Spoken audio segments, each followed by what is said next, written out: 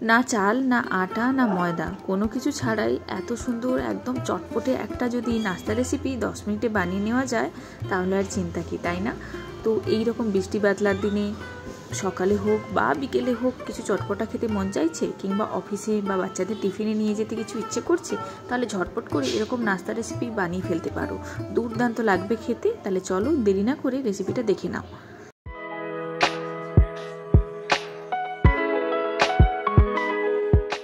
আজকের এই রেসিপিটা বানানোর জন্য মিক্সার গ্রাইন্ডারে জারের মধ্যে প্রথমে নিয়ে নিয়েছি চিড়া। তো মার্কেটে অনেক রকমের চিড়ে পাওয়া যায়, যে কোনো একটা চিড়ে নিলেই হবে। আমি যেটা নিয়েছি সেটাও নিতে পারো, একটা একদম পাতলা আসে সেটাও নিতে পারো। মোট কথা যে কোনো টাইপের চিড়া নিলেই হবে। 1 কাপ চিড়া নিয়েছি, আর যতটা ঠিক চিড়ে নেবে তার অর্ধেকটা সুজি নিতে হবে। আর তারপর নিয়ে নিয়েছি চিনেবাদাম, ওই মুঠোখানের মতো চিনেবাদাম নিয়েছি, সেটা রোস্টেড করা ছিল। তো চিনেবাদাম না খেতে চাইলে নাও দিতে পারো। আর তার সঙ্গে দিয়ে দিলাম পরিমাণ মতো নুন আর পরিমাণ মতো চিনি। খুব বেশি চিনি দেওয়ার দরকার নেই, জাস্ট একটু মিষ্টি মিষ্টি ভাব হবে সেরকমটা দেখেই চিনিটা দিও। তার সঙ্গে দিয়ে দিলাম পাউডার দুধ 2 চামচের কাছাকাছি। তো পাউডার দুধটা দিলে ভীষণ সুন্দর খেতে লাগবে এই নাস্তাটা, তো পাউডার দুধটা দেওয়ার চেষ্টা করো। আর এই সব কিছুকে নিয়ে আমি খুব সুন্দর করে পেস্ট করে নেব, একেবারেই মানে পাউডার করে নেব। একবারে তো পাউডার হবে না, কারণ মিক্সার গ্রাইন্ডারটা ভরে গেছিলো।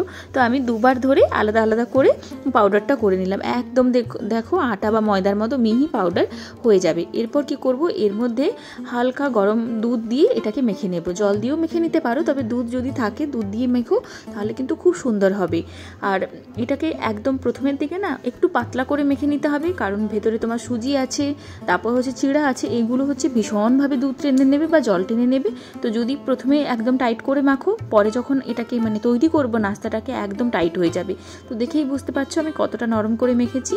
এখন এর উপরে কি করব, সামান্য আমি সাদা তেল দিয়ে দেবো, যাতে করে ময়েশ্চারটা লক হয়ে যায়। তারপর এটাকে ঢেকে ওই 10 থেকে 15 মিনিটের কাছাকাছি রেখে দেবো।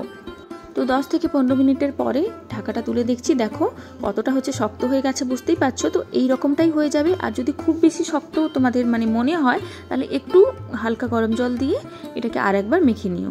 তো এরপর আমি সামান্য একটু অংশ কেটে নেব, নিয়ে কি করব, এটাকে হাত দিয়ে গোল লম্বা যেমনটা ইচ্ছা তোমাদের বানিয়ে নিতে পারো। তো আমি এরকম না মানে বড় চুষি পিঠা সাইজের বানিয়ে নিচ্ছি। তো বুঝতেই পারছো কি কেমনভাবে বানাচ্ছি, ঠিক খানিকটা পটলের শেপের মতো। এটা বড় ছোট তোমরা নিজেদের পছন্দ মতো বানিয়ে নিতে পারো। ঠিক এরকম একটা তোমার বলের মতো অংশ নেব, নিয়ে এটাকে দুই দিকে মানে একটু লম্বা করে দুই দিকটা হচ্ছে পটলের মতো করে দেবো, ব্যাস এটুকুই। আর এর বাইরে তোমরা ডিজাইনও করে নিতে পারো যদি তোমাদের ইচ্ছে হয়। তো এরকম তোমার স্পাইডার যে ইয়েগুলো আছে, চাকনিগুলো আছে, ওইগুলো দিয়ে এরকমভাবে সুন্দরভাবে ডিজাইন করে নিতে পারো। আবার ডিজাইন না করলেও হবে, গোল বা লম্বা তোমাদের যদি মানে মনে হয় এত কষ্টের কি দরকার, তাহলে সেটাও করতে পারো। তো এইভাবে আমি কিছুটাতে ডিজাইন করলাম, কিছুটাতে না ডিজাইন করেই রেখে দিলাম। তো সব নাস্তাগুলো রেডি হয়ে গেল। এখন এগুলোকে স্টিম করে নেব। তো কড়াইয়ে সামান্য জল নিয়েছি, জলের ওপর স্ট্যান্ড দিয়ে এরকম ছিদ্রযুক্ত থালা রেখেছি, থালার উপরে একটু সাদা তেল লাগিয়ে নিয়েছি। আর তারপর যে নাস্তাগুলোকে আমি বানিয়েছি সেগুলোকে এর মধ্যে রেখে দেবো। আর এই যে আমি নাস্তাটা বানিয়েছি না, এটাতেই কিন্তু দুজন খেয়ে মানে ভালো মতোই পেট ভরে গেছে, আমি একা খেয়ে শেষ করতে পারিনি। যাই হোক, থালার উপরে এই নাস্তাগুলোকে রেখে ওপর থেকে ঢাকা দিয়ে মিডিয়াম ফ্লেমে তোমার 5 থেকে 6 মিনিট এটাকে স্টিম করে নেব।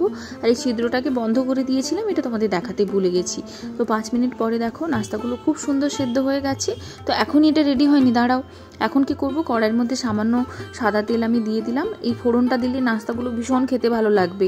তো এখন আমি কালো সর্ষে আর তোমার দিয়ে দিলাম খানিকটা ধনে পাতা ফোড়ন, আর তারপর দিয়ে দিলাম পরিমাণ মতো লঙ্কার গুঁড়ো মানে লাল লঙ্কার পাউডার। সব কিছুটাকে ভেজে নেব সুন্দর করে কয়েক সেকেন্ড।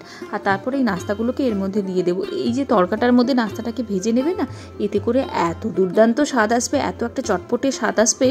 এই নাস্তাগুলোকে কি করব, এই তোমার ফোড়নের মশলার সঙ্গে ভালো করে ভেজে নেব। তো মিনিট খানেকের কাছাকাছি ভেজে নেব। আর তারপরে এটাকে আরও চটপটে বানানোর জন্য দিয়ে দেবো বেশ খানিকটা তোমার টমেটো কেচাপ বা টমেটো সস। তোমরা আরও অনেক রকম সস দিতে পারো, তো আমি এই সামান্য জিনিস দিয়েই বানাচ্ছি। যত জিনিস দেবে তত সুন্দর, তত চটপটে হবে। তো টমেটো সসটা দিয়ে আরও ভালো করে একবার মিশিয়ে নেব, ব্যাস। এরপরে কিন্তু নুন মিষ্টি দেখে নিও, দেখলে তাহলেই কিন্তু রেডি হয়ে যাবে আমাদের নাস্তাগুলো। কতটা সুন্দর দেখতে লাগছে বলো তো। আর ওপর থেকে আমি আরও একটু হচ্ছে স্টাইল দেখানোর জন্য দিয়ে দেবো সাদা তিল। এটা অপশনাল, যদি বাড়িতে থাকে তাহলেই দিও, দেখতে ভীষণ সুন্দর লাগবে, আর যদি না থাকে না দিলেও চলবে। ব্যাস আমাদের নাস্তা তো রেডি হয়ে গেল। বাইরে থেকে একদম ক্রিস্পি কুরকুরে আর ভেতর থেকে একদম সফট। তো কতটা সফট হয়েছে তোমাদেরকে দেখাচ্ছি, দাঁড়াও। হাত দিয়ে তুমি ধরলে একদম মানে মাখনের মতো ভেঙে যাবে, বলতে পারো একদম আমাদের দেশি পাস্তা। তো বাড়িতে এইভাবে বানিয়ে তোমরা খেতে পারো, মানে খুব চটপট তৈরি হয়ে যাবে, আর বাচ্চা থেকে বুড়ো সবারই দারুণ লাগবে। তো একবার বানিয়ে দেখো আর জানিও কেমন লাগলো আজকে রান্নাটা। তাহলে চলো, নতুন ভিডিও নিয়ে তাড়াতাড়ি দেখা হয়ে যাচ্ছে। সবাই ভালো থেকো, বাই।